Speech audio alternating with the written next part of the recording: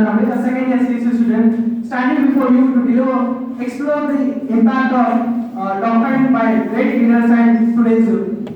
So let's come to the very basic question that what does doctrine mean? Doctrine means the simple teaching, simple insights that we get inherited from our future generations, from our ancestors, and which passes to the future generations. And those are valuable insights.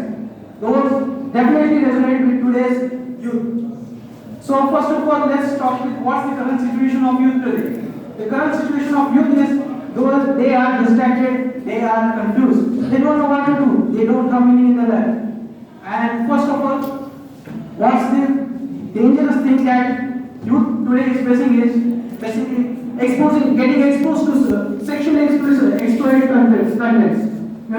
They think that basically if they don't get exposed to sexually explicit content, they think that they is getting wasted.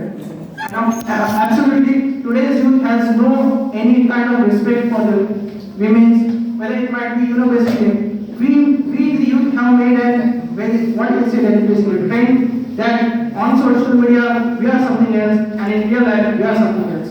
I don't know what kind of shit I am talking about, but it is really very disgusting to see that basically the current generation is getting out of hand.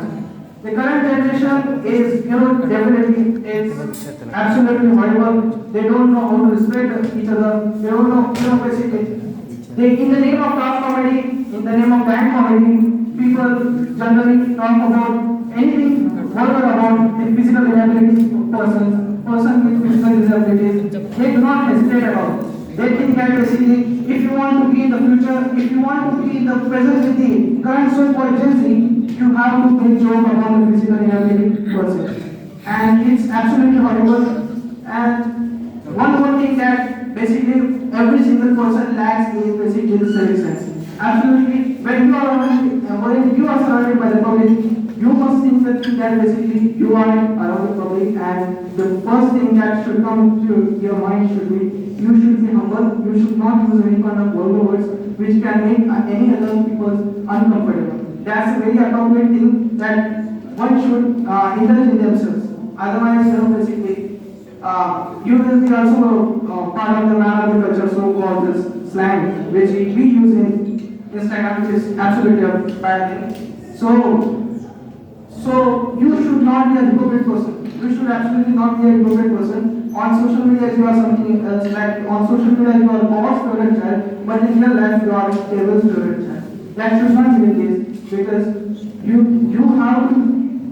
sometimes you will face yourself in the mirror. At that time, you will realize that what kind of person I am. And let's talk about the civic sense. Absolutely. Let me ask you one question. How many of you, after eating wrappers or any kind of snacks, keep the wrapper in your pocket, or keep your wrapper in your pockets, or anything to wear? Absolutely, 99% of you will throw it on the road and will not get about it. That's absolutely horrible, because you at your home, you think that basically I have to maintain hygiene, cleanliness, and basically I have to maintain everything clean, hygiene. But when you come into public, you don't feel the responsibility. Absolutely, this thing should be taught in our education systems.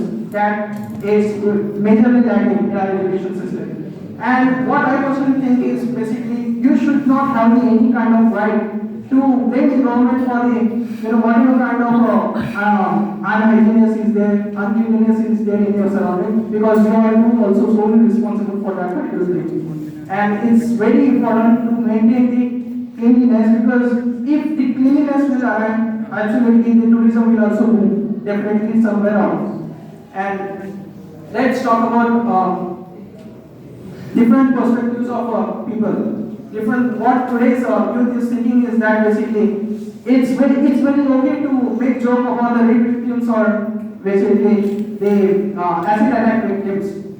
We have so much audacity to question about their character, about girls' character, but we don't have the guts to question about the perpetrators.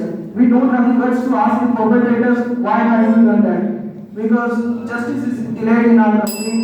And at some point, I also think that basically it's very high time that we should also step ahead and make an initiative. Join any type of NSS. you don't have to belong to any NSS activity. Just start your own NSS activity. Indulge in any type of social welfare schemes, like indulge in swimming activities or blood donation camps. Make your contribution in the public. So, last but not least, I would like to say that basically, if you want the change, be the change. Everything starts from you, and thank you.